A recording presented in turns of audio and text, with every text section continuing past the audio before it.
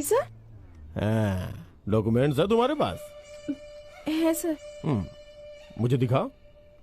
अरे नहीं नहीं, फोन पे बिल्कुल नहीं। तो फिर? वो क्या है कि मुझे सब ओरिजिनल देखना अच्छा लगता है, इसीलिए तो बोला। सर हाँ? आप डॉक्यूमेंट डिजिटल दिखाएं तो भी चलता है। हाँ? अगर गाड़ी में एस्कॉर्टिंग नहीं है तो बेचारी निकलेगी कैसे? अगर गैर कानूनी है तो जुर्माना लगाकर छोड़ दीजिए बच्ची को, क्यों परेशान कर रहे हैं? तेरी बहन लगती है क्या जो बीच में टांग घुसल रहा है? नहीं सर बिल्कुल नहीं। असभ्यता बिल्कुल बर्दाश्त नहीं है सर। अगर आप बॉस, कहें तो प्लीज मैं आपके इनके पैर पकड़ लेता हूँ सर। मैं पकड़ लूंगा, प्लीज बॉस। रैम्बो देखो तो मुझे रोक बॉस ऐसा मत करो। मैं पकड़ूंगा। हाँ अरे पकड़ने दो ना, इसकी मर्जी है। हाँ लो पकड़ो पकड़ो। हाँ।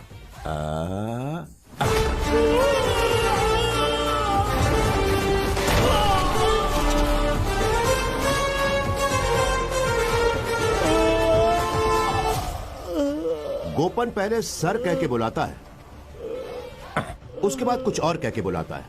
आपको पता चला मैंने क्या बुलाया है? आप पब्लिक सर्वेंट हैं, पब्लिक का आदर करिए, खासकर औरतों की इज्जत जरूर करिए, नहीं तो हम आपका अचार बना देंगे। हम हैं कॉमन मैन। हाँ समझ गया। रैम्बो बॉस गाड़ी स्टार्ट कर भाई।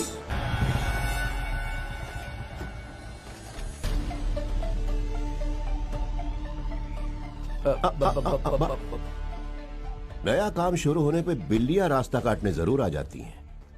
बताइए क्या प्रॉब्लम है? खुन्नस ऐसे क्या देख रहे हो भाई? मैं यहाँ पे नंगा खड़ा हूँ क्या?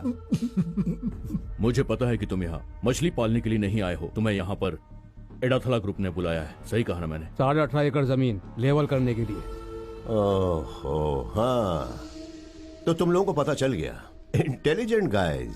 तुम और तुम्हारा संगीत भूषण अपनी धमकियां और ड्रामेबाजी छोड़ो। यहाँ ये सब नहीं चलेगा, ये अलग जगह है, संभल के रहना। इस गांव में क्या होगा और क्या नहीं होगा ये हम तय करते हैं, और कोई नहीं। हमारी मर्जी के बगैर यहाँ पत्ता भी नहीं हिलेगा।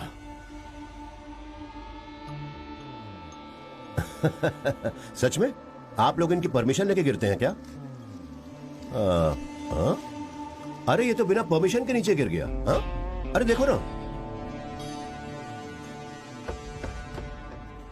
तुम सब लोग और तुम्हारी बाइक्स मेरा रास्ता रोक रहे हैं। भले मैं माफ कर दूं, लेकिन तुम्हें पता है ये 2255 तुम्हें माफ नहीं करेगी। इस तरह के हालात में ये ब्रेक मारने पर भी नहीं रुकती।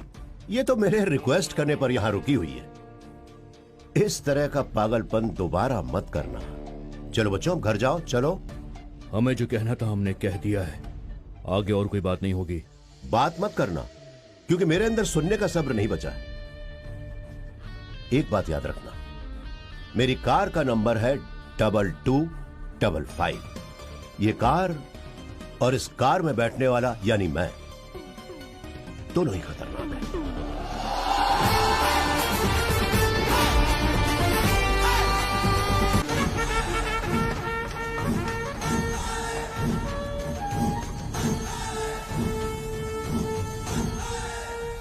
छह फीट चौड़ा और 6 फीट गहरा। ठीक है। फिर उसमें 6 फीट गैप होगा। खुदाई में जो भी रेत निकलेगी उसका इस्तेमाल होगा गैप भरने में। इससे उसकी ऊंचाई बढ़ जाएगी। समझ गए ना? समझ गया। हाँ बॉस, वो दामोदर जैसी भी अंदर नहीं लाने दे रहा है, उसकी जमीन से रास्ता गुजरता है।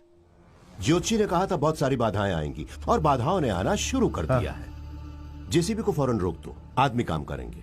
बाकी सब कुछ तुम संभाल लो ना। जाके और आदमियों को ले आओ और काम शुरू कर दो। जाओ जाओ।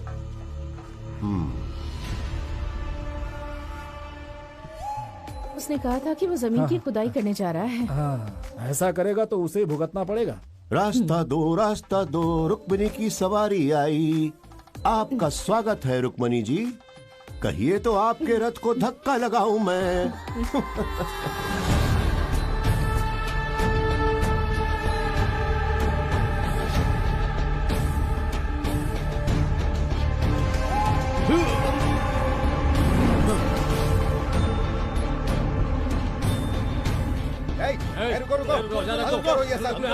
इस खेत में कोई काम नहीं होगा। चलो निकलो, निकलो यहाँ से। प्रॉब्लम क्या है भाई? प्रॉब्लम यह है कि इस जमीन को ना तुम सपाट कर सकते हो, ना खोद सकते हो, और ना ही कोई काम कर सकते हो। हम ऐसा नहीं होने देंगे। ऐसा है क्या? ये कौन सा न्याय हुआ? लीज पे ली हुई जमीन को मैं क्यों नहीं खोद सकता? मछली पालन क्यों नहीं कर सकता हूँ? मजाक कर रहे हो क्या? आपने तो परमिशन भी दी हुई है। तो फिर ये किस तरह का न्याय हुआ? सुनो, हमने जो बोला है वो यहाँ का कानून है। इनमें से कोई भी तुम्हारे लिए काम नहीं करेगा। तुम खुद का कानून बना रहे हो, ये ठीक बात नहीं है। मुझे लगा कि जो पैसे मैं खर्च करूंगा उससे यहाँ के लोगों को फायदा होगा, और तुम वो होने नहीं दे रहे हो। रैम्बो! बॉस वो आ गए।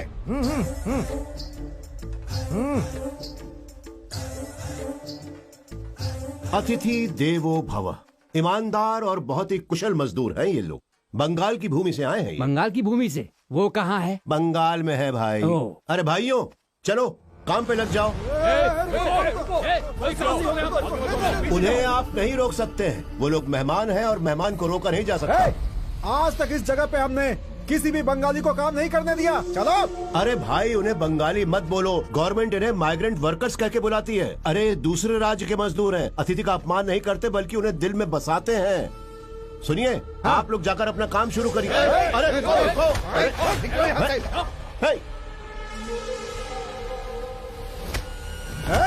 रुक जाओ। अरे क्या कर रहे हो? उठ जाओ, उठ जाओ, उठ जाओ भाई, उठ जाओ।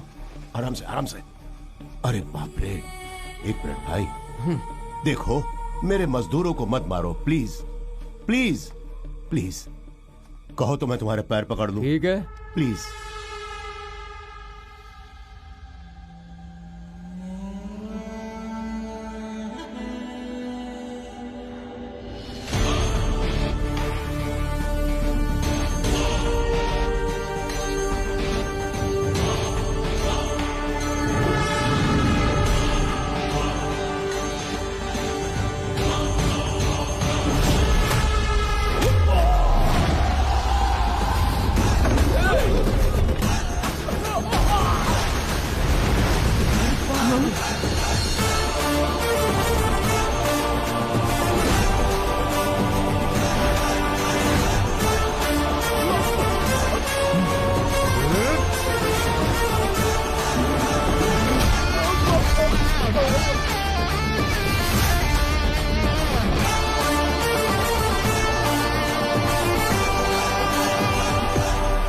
ये लोग यहाँ पर अपनी रोजी रोटी कमाने आए हैं। अगर तुम में से किसी ने भी इन्हें छूने या कुछ कहने की हिम्मत की तो बहुत बुरा होगा। तो मैं किसी को भी छोड़ूंगा नहीं। अय्यप्पा!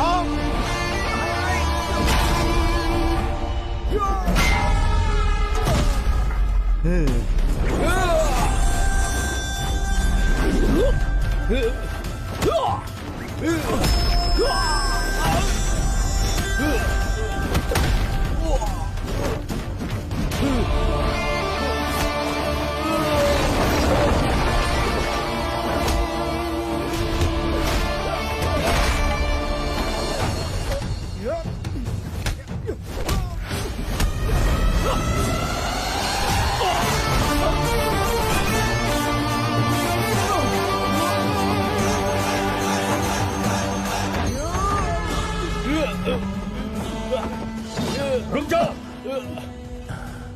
यहाँ तो पुलिस आ गई। हाँ देखा मैंने। ये क्या कर रहे हो तुम लोग? रॉकी पीछे हटो। अय्यप्पन उसे नीचे रखो।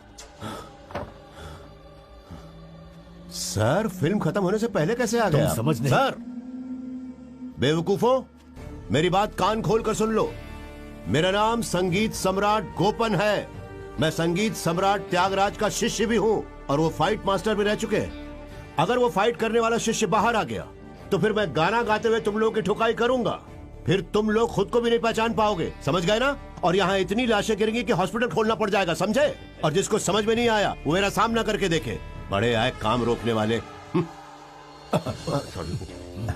सर क्या हुआ सर? मैं यहाँ इसलिए आया, आपको मेरे साथ चलना होगा। आपको आरडीओ के सामने हाजिर करने के ऑर्डर्स हैं। मतलब मुझे चलना तो होगा? नहीं आएंगे?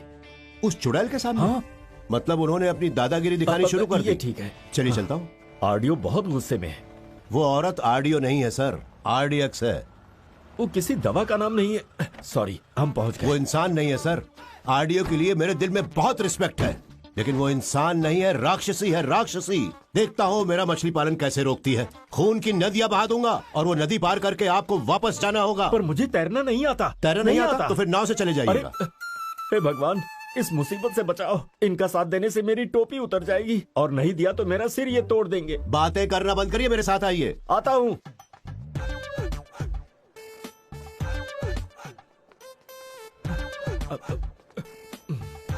अरे अरे कहाँ जा रहे हो? हाँ? मैडम बिजी हैं, यहीं पे रुको। रुक जाऊं? हो ही नहीं सकता। जाके बोलो उनसे। संगीतकार गोपन आए हैं और वो बहुत ज्यादा गुस्से में। जाकर बोलो उनसे, अगर उनका ज्वालामुखी फूटा तो सब जल के राख हो जाएंगे। कहाँ है वो आदमी? अरे वो आदमी मैं हूँ। ये है वो आदमी। हाँ, अरे बाप रे। जाके बोलो उन्हें। जाओ। अरे सुनिए गोपन, पेशेंस रखिए। इतना ज्यादा गुस्सा अच्छा नहीं ये होता। जाकर उससे बोलिए जिसने मुझे बुलाया है यहाँ अरे पर। थोड़ा ठंड रखिए। क्या हुआ? मैडम बुला रही है। हाँ हाँ चलो। सुनिए, अगर अंदर कोई सीन हो जाए तो आप बौखलाना नहीं। बिल्कुल मत डरना। आ जाओ मेरे साथ। अरे लेकिन मेरी बात मुझे सुनो माफी गोपन, दे दीजिए वो महारानी जी, मुझे माफी दे दीजिए। मैं बहुत सदाचारी हूँ, ये तो आप जानती ही है ना। उस जमीन के लिए मैंने बहुत पैसे खर्च किए हैं और मोटा ब्याज भी भर रहा हूँ। अगर मछली पालन का काम नहीं शुरू हुआ ना तो सच कह रहा हूँ, मैं सुसाइड कर लूंगा मैडम, और मेरी मौत की जिम्मेदार आप ही होंगी मैडम। और इंडिया के किसानों की लिस्ट में मेरा नाम भी ऐड हो जाएगा, आप देख लेना मैडम। सर का नाम भी अरे ऐड होगा। मेरा नाम क्यों? मैडम का नहीं काफी होगा, है कोई ना। बात नहीं। लिखो अपना नाम, लेकिन आत्महत्या करनी पड़ेगी, हाँ? क्योंकि फिश फार्मिंग तो वहां नहीं हो सकती।